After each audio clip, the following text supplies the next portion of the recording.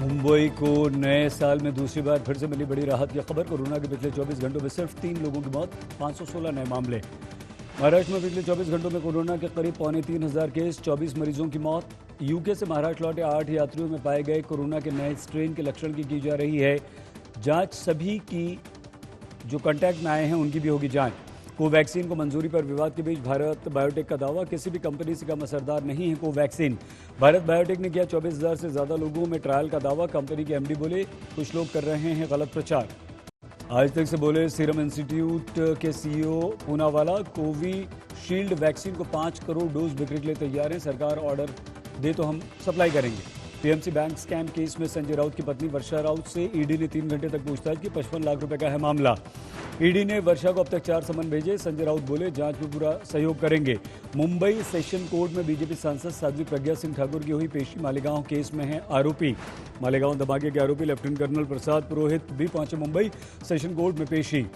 अदालत ने सभी 7 आरोपियों को भेजा था समन। 2008 में हुए धमाके में 6 लोगों की हुई थी मौत।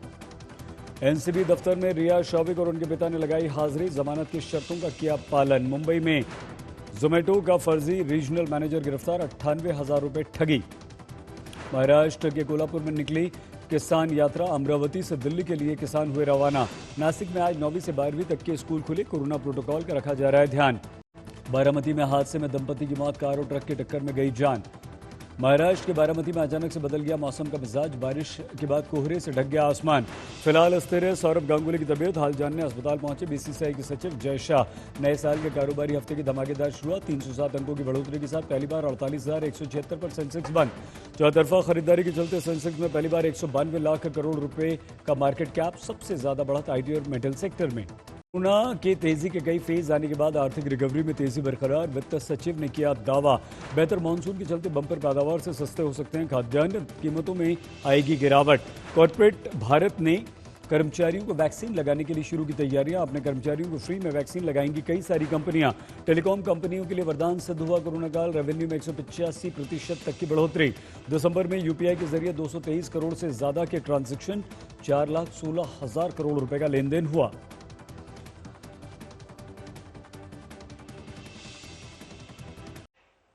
महाराष्ट्र की महाविकास आघाड़ी सरकार में कांग्रेस और शिवसेना के बीच औरंगाबाद का नाम बदलने को लेकर ठंडी दिख रही है। शिवसेना कह रही है कि वो औरंगाबाद का नाम बदलकर संभाजी नगर करेगी, जबकि कांग्रेस ने इसका विरोध शुरू कर दिया है। इस सब के बीच बीजेपी को फिर से हिंदुत्व को लेकर शिवसेना पर हमला करने का मौका मिल गया।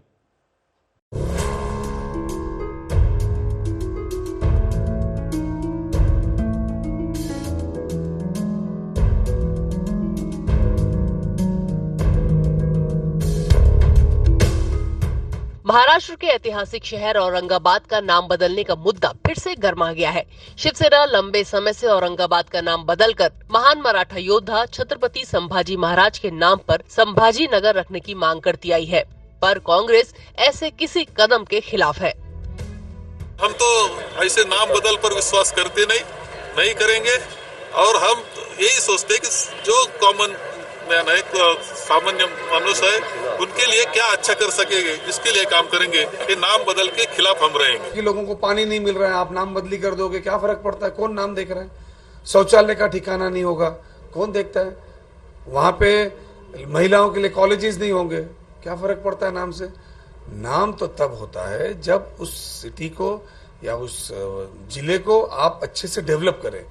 देश की जनता को भी मेरे ख्याल से ये सारी चीजों से बाहर निकलना चाहिए और लोगों ने इसका विरोध करना चाहिए। शिवसेना क्या करेंगे सर? आपके अलायंस में वो तो अड़े हुए हैं। देखिए, ऐसा है कि बात शिवसेना की या बात भारतीय जनता पार्टी की नहीं, ये चीजें हैं लोगों को समझने की कि भैया आप किसी के नाम को चेंज करके उस सिटी को कोई न्याय दे रहे हो क्या? कि 2,000 करोड़ का पैकेज दे रहे हो क्या? 3,000 करोड़ का पैकेज दे रहे हो क्या? औरंगाबाद का नाम मुगल बादशाह औरंगजेब के नाम पर है, जिसने अपने आखिरी दिन यहीं गुजारे थे। 1988 में सबसे पहले शिवसेना सुप्रीमो बाला साहेब ठाकरे ने औरंगाबाद का नाम संभाजी नगर किए जाने का प्रस्ताव रखा था। औरंगाबाद का नाम बदलने की शिवसेना की पुरानी मांग रही है, लेकिन इसका असर महाविकास आघाड़ी गठबंधन पर भी दिखाई दे रहा है। शिवसेना का कहना है कि कांग्रेस को समझना चाहिए कि औरंगजेब कोई सेक्युलर शासक नहीं था। मुसलमान भी अनावश्यक विवाद नहीं चाहते हैं, वो भी इस मामले में शिवसेना का समर्थन कर रहे हैं। औरंगजेब राज्य के धर्म और अभिमान का प्रतीक कभी नहीं रहा। संभाजीनगर का नामकरण तो बालासाहेब ठाकरे जी ने पहले किया है, जो करना था कर दिया है। अब भारतीय जनता पार्टी को तकलीफ क्या है मुझे पता नहीं। ये सवाल हमसे पूछने से ज्यादा अगर वो कांग्रेस को पूछे भी आपका विरोध क्यों है, उनको कन्विंस करे, उनका भी जिम्मेदारी है। ये कोई राजनीतिक लड़ाई नहीं है। एमआईएम को कन्विंस करे, आपके तो बहुत बड़े पुरानी दोस्ती आ गई उनके साथ, एमआईएम के साथ। कांग्रेस के साथ साथ समाजवादी पार्टी और आरपीआई भी औरंगाबाद का नाम बदलने के विरोध में है। परंतु मी रिपब्लिकन पार्टी ऑफ इंडियाच्या वतीनं सांगतो की औरंगाबादचं नाव बदलण्यासाठी रिपब्लिकन पार्टी ऑफ इंडियाचा विरोध आहे। औरंगाबादचं नाव औरंगाबादच राहिलं पाहिजे, ते त्याचं नामांतर करता कामा नये अशा पद्धतीची रिपब्लिकन पार्टी ऑफ इंडियाची आग्रही भूमिका आहे। आणि जर या सरकारने जर औरंगाबादचं नाव बदलण्याचा प्रयत्न केला तर रिपब्लिकन पार्टी ऑफ इंडिया तीव्र आंदोलन शिल्ल्याशिवाय राहणार नाही। उधर बीजेपी ने शिवसेना को चुनौती देते हुए कहा है कि अगर वो औरंगाबाद का नाम नहीं बदल पाती है तो औरंगाबाद म्युनिसिपल कॉर्पोरेशन में जीतने पर बीजेपी ये काम करेगी। कांग्रेस के बाद अब समाजवादी पार्टी कह रही है औरंगजेब, औरंगाबाद का संभाजीनगर नहीं होने देंगे। अब मुख्यमंत्री उद्धव ठाकरे जी को तय करना है कि वो हिंदू हृदय सम्राट को मानते हैं या उनकी शिवसेना का भगवा अब हरा हो गया है। औरंगाबाद शहर का भी नाम संभाजीनगर रखा जाए, यह बात शिवसेना की ओर से उस समय आती है जब वहां पर महानगर पालिका के चुनाव होने जा रहे हैं। जब औरंगाबाद में शिवसेना की ही सत्ता थी और महाराष्ट्र सरकार में हमारे साथ वे सत्ता पक्ष में थे, उस समय शिवसेना ने न औरंगाबाद का कोई प्रस्ताव सरकार के पास भेजा, न नई मुंबई एयरपोर्ट को बालासाहेब ठाकरे जी का नाम दिया जाए इस मांग को उठाया। शिवसेना और बीजेपी मिलकर 2 दशक तक औरंगाबाद म्युनिसिपल कॉर्पोरेशन में थी। 1995 में कॉर्पोरेशन की जनरल बॉडी मीटिंग में औरंगाबाद का नाम बदलने का प्रस्ताव पास हुआ। उस समय राज्य में शिवसेना और बीजेपी की सरकार थी। तत्कालीन मुख्यमंत्री मनोहर जोशी ने औरंगाबाद का नाम बदलकर संभाजीनगर करने का नोटिफिकेशन निकाल दिया। सरकार के इस फैसले को बॉम्बे हाई कोर्ट में एक याचिकाकर्ता ने चुनौती दी, जहाँ की उनकी अर्जी ठुकरा दी गई। इसके बाद वो सुप्रीम कोर्ट चले गए और सुप्रीम कोर्ट ने स्टे दे दिया। मुंबई से कमलेश सुतार, पंकज उपाध्याय और औरंगाबाद से इसरार चिश्ती के साथ आज तक ब्यूरो।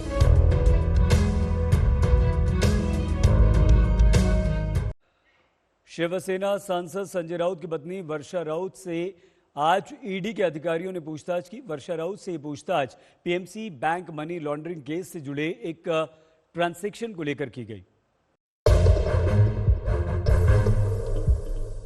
पीएमसी बैंक घोटाले से जुड़े एक मामले में शिवसेना के नेता संजय राउत की पत्नी वर्षा राउत सोमवार को ईडी ऑफिस पहुंची। यहां ईडी के अधिकारियों ने उनसे 3 घंटे पूछताछ की। इससे पहले भी ईडी ने उन्हें कई समन भेजे थे, लेकिन वो नहीं आई थी। वर्षा राउत से ईडी ने 55 लाख के एक लोन ट्रांजैक्शन को लेकर सवाल पूछे हैं। ये लोन उन्होंने माधुरी प्रवीण राउत से लिया था। संजय राउत के चुनाव हलफनामे के मुताबिक साल 2014-15 में वर्षा राउत की आमदनी 13,15,254 रुपए थी। मिनिस्ट्री ऑफ कॉर्पोरेट अफेयर्स के रिकॉर्ड के मुताबिक वर्षा राउटर्स एंटरटेनमेंट, सनातन मोटर्स प्राइवेट लिमिटेड और सिद्धांत सिस्कॉन प्राइवेट लिमिटेड में पार्टनर है। सिद्धांत सिस्कॉन प्राइवेट लिमिटेड में वर्षा माधुरी प्रवीण राउत और सुप्रिया राजू पारुलेकर के साथ पार्टनर है। वर्षा ने माधुरी प्रवीण राउत से 55 लाख का लोन लिया था, जिससे उन्होंने एक प्रॉपर्टी खरीदी। सूत्रों के मुताबिक ये लोन बिना किसी सिक्योरिटी या गारंटी के लिया गया। संजय राउत का कहना है कि माधुरी प्रवीण राउत वर्षा राउत की दोस्त भी हैं और ये लोन 1 दशक से ज्यादा पुराना है। माधुरी प्रवीण राउत की पत्नी है, जो गुरु आशीष कंस्ट्रक्शन नाम की कंपनी के डायरेक्टर है। ये SDIL की एक सब्सिडरी कंपनी है, जिसमें SDIL के प्रमोटर सारंग और राकेश वाधवान भी डायरेक्टर थे। सारंग और राकेश वाधवान 6500 करोड़ के पीएमसी बैंक घोटाले के प्रमुख आरोपी हैं, जिसकी ईडी जांच कर रहा है। पीएमसी घोटाले में प्रवीण राउत ईडी के रडार पर हैं और उनका बयान लिया जा चुका है। मुंबई पुलिस की इकोनॉमिक ऑफेंसेस विंग ने प्रवीण राउत को पिछले साल फरवरी में गिरफ्तार किया था और पीएमसी बैंक के फंड को डाइवर्ट करने के साथ साथ एक चाल घोटाले में उनकी जांच की जा रही है। वर्षा राउत पेशे से शिक्षिका हैं, भांडुप के एक स्कूल में पढ़ाती हैं। 1993 में संजय राउत से उनकी शादी हुई, दोनों के 2 बेटियां हैं। मुंबई से दिव्येश सिंह के साथ आज तक ब्यूरो। वैक्सीनेशन के लिए मुंबई ने अपनी कमर कस ली है। तैयारियां पूरे जोर शोर से चल रही हैं। सायन अस्पताल के डॉक्टर मोहन जोशी के अनुसार इस पूरी प्रक्रिया में 6 महीने लग जाएंगे। मुंबई का एक दिन में 50,000 लोगों को वैक्सीन लगाने का कार्यक्रम है। मुंबई में कोरोना मरीजों का ग्राफ घटने के बाद कोविड सेंटरों का उपयोग नहीं हो रहा था। अब ये jumbo Covid centre Covid vaccination centre में तब्दील होने जा रहे हैं। बीकेसी, नेस्को, दहिसर, मुलुंड और एनएससीआई कोविड सेंटरों को बीएमसी वैक्सीनेशन सेंटर के तौर पर तैयार करेगी। बीएमसी की योजना मुंबई में एक दिन में 50,000 लोगों को वैक्सीन लगाने की है। जम्बो सेंटर आमचे तिथे तयार आहेतच आणि तिथे कोविडचे पॉझिटिव्ह पेशंट राहतील, परंतु बरेचसे जम्बो सेंटरमध्ये आम्ही वेगवेगळे हॉल आम्ही घेऊन ठेवलेले होते, त्याचा कधी आम्ही कोविडसाठी वापर केलेला नाही। या हॉलचा किंवा या जागेचा किंवा या परिसराचा आम्हाला लसीकरण केंद्र म्हणून आम्ही तयारी सुरू केलेली आहे आणि जवळजवळ सगळ्याच जम्बो सेंटरवर दोन्ही सुविधा एकाच वेळेस सुरू राहतील आणि तिथे सुद्धा आपल्याला लोकांना लसीकरणाचा लाभ मिळेल। परंतु हे करत असताना आम्ही ही सुद्धा दक्षता घेतलेली आहे की जे कोविड पॉझिटिव्ह पेशंट्स आहेत त्यांचा आणि जे लसीकरण घेण्यासाठी येणारे ज्या व्यक्ती आहेत त्यांचा संपर्क होणार नाही। प्रत्येकाला एंट्री आणि एक्झिट वेगळी असेल आणि त्याचं क्षेत्र देखील वेगळं असेल। ती दक्षता घेऊन आम्ही तिथे देखील लसीकरण केंद्र चालू करत नाही आम्ही प्रस्ताव ठेवलेला आहे। वैसे पहले से ही मुंबई के 8 अस्पतालों को वैक्सीनेशन के लिए चुना जा चुका है, जो है केईएम, सायन, नायर, कूपर, भाभा बांद्रा, राजावड़ी, भाभा कुर्ला और जोगेश्वरी का ट्रॉमा अस्पताल। इन सभी में वैक्सीनेशन का ड्राई रन भी शुरू हो चुका है। बीएमसी का कहना है कि जैसे ही वैक्सीन मिलेगी उसके 24 घंटे के अंदर मुंबई में वैक्सीनेशन का काम शुरू हो जाएगा। वैक्सीन का स्टोरेज कांजूर मार्ग स्थित एक इमारत में किया जाएगा, जहां पर उच्च क्षमता के 10 रेफ्रिजरेटर तैयार हैं। अगर कांजूर मार्ग की बिल्डिंग स्टोरेज के लिए तैयार नहीं हो पाती है तो वैकल्पिक व्यवस्था के रूप में बीएमसी का प्रशासनिक वार्ड एफ साउथ भी तैयार है। वैक्सीन स्टोरेज के लिए हमने 2 चरणों में हमने तैयारी की है। पहला चरण हमारे जो 4 मेडिकल कॉलेज है और हमारे एफ साउथ वार्ड में हमारा सेंट्रल ऑफिस है, वहाँ पे हमने करीबन 10 लाख वैक्सीन स्टोर करने की आज भी हमारी कैपेसिटी है। आज अगर वैक्सीन आती है तो वहाँ हम स्टोर कर सकेंगे, लेकिन हमारा ये भी प्रयास है कि भविष्य में हमारी वैक्सीन की रिक्वायरमेंट बढ़ती है, ज़्यादा वैक्सीन मिलती है, इसलिए हमने कांजूर मार्ग में जहाँ हम खड़े हैं वहाँ पे भी हमने स्टोरेज हमारी कैपेसिटी बन रही है, उसका भी हमने जायजा लिया। वहाँ पे 2 वॉक इन कूलर है जिसमें करीबन 50-50 लाख वैक्सीन हम एक साथ स्टोर कर सकते हैं। एक वॉक इन फ्रीजर है जिसमें टेम्परेचर अगर कम रखना है हमको -25 से -15 डिग्री, वो भी वहाँ पे 10 लाख से 20 लाख तक उसका भी वहाँ पे स्टोरेज हो सकता है।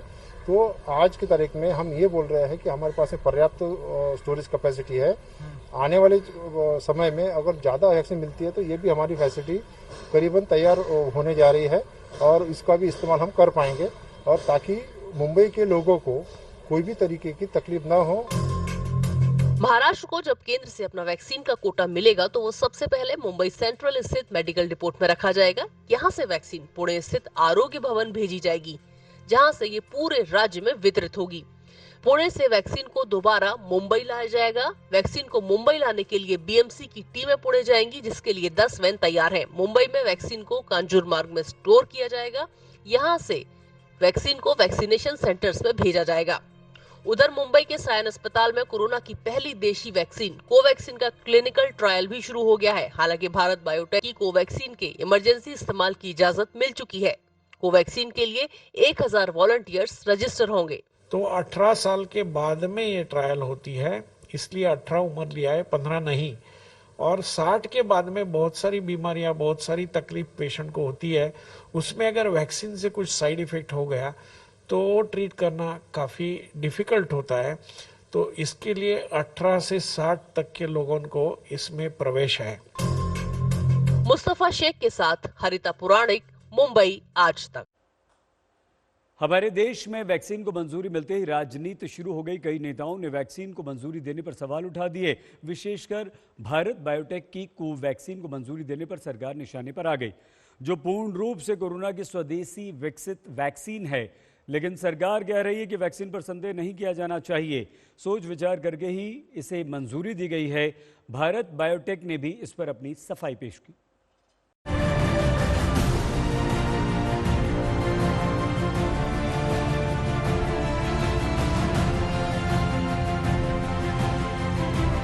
ऑक्सफोर्ड की वैक्सीन को जब ब्रिटेन में मंजूरी मिली थी, तब से ये माना जा रहा था कि जल्द ही भारत में भी इसे अप्रूवल मिल जाएगी। और ऐसा ही हुआ जब सीरम इंस्टीट्यूट की कोविशील्ड वैक्सीन को मंजूरी मिल गई, जो ऑक्सफोर्ड की वैक्सीन का इंडियन वर्जन है। लेकिन इसके साथ ही जब आईसीएमआर और भारत बायोटेक की पूर्ण रूप से स्वदेशी वैक्सीन को भी इमरजेंसी इस्तेमाल का ग्रीन सिग्नल दिया गया, तो सवाल ये उठे कि क्या ऐसा जल्दबाजी में किया गया? क्योंकि भारत बायोटेक की कोवैक्सीन को इतनी जल्दी मंजूरी मिल जाएगी, ऐसी उम्मीद किसी को नहीं थी। After adequate examination, the CDSCO has decided to accept the recommendations of the expert committee, and accordingly, vaccines of Messrs. Serum and Bharat Biotech are being approved for restricted use in emergency situation, and permission is being granted. इसके बाद से vaccine पर विवाद शुरू हो गया। कांग्रेस के दो नेताओं शशि थरूर और जयराम रमेश ने भारत बायोटेक की कोवैक्सीन को इतनी जल्दी मंजूरी देने पर सवाल उठाए, क्योंकि इस वैक्सीन के ट्रायल का तीसरा चरण कंप्लीट नहीं हुआ और ये पता नहीं चला कि वैक्सीन कितना प्रभावी है। कोवैक्सीन के पहले और दूसरे चरण में 800 लोगों पर ट्रायल हुआ था। तीसरे चरण में 22,500 लोगों पर परीक्षण करने का दावा किया गया, लेकिन फाइनल नतीजा क्या रहा, इसका कोई आंकड़ा नहीं है। इसी से वैक्सीन बनाने वाली कंपनी भारत बायोटेक और खुद सरकार घिर गई कि जब वैक्सीन के बारे में ये नहीं पता कि वो कितनी इफिकेसी है, तो फिर क्लियरेंस क्यों दी गई। लेकिन सरकार ने वैक्सीन को मंजूरी देने के पक्ष में 5 बड़ी बातें कही। पहली ये कि वैक्सीन का सेफ्टी डेटा उपलब्ध है, मिनिमम साइड इफेक्ट्स हैं। दूसरी बात ये कि पहले और दूसरे चरण के डेटा से साफ है कि वैक्सीन कारगर है। तीसरी बात ये कि वैक्सीन नए कोरोना पर भी ज्यादा कारगर साबित हो सकती है। चौथी बात कि अगर दूसरी वैक्सीन कम प्रभाव दिखाएंगी या फिर केस बढ़ेंगे, तो वैक्सीन को बैकअप के तौर पर इस्तेमाल किया जाएगा। पांचवी बड़ी बात कि वैक्सीन को क्लिनिकल ट्रायल मोड में ही इस्तेमाल किया जाएगा, यानी ये वैक्सीन सबको नहीं लगाई जाएगी और जिसे लगाई जाएगी उसे वैसे ही मॉनिटर किया जाएगा। The approval clearly says that only for an emergency situation, keeping in mind the circulating variant strain. And at the same time, they have to continue to do the trial and get the data in.